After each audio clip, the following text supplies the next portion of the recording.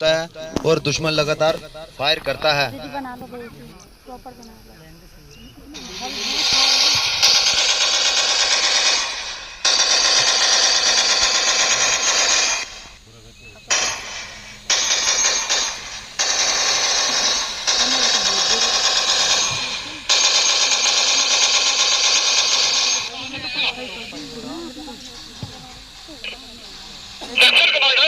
सामने के इलाका सामने तकरीबन 50 मीटर दुश्मन की अलाजी फोर्स फायर वहां से आया।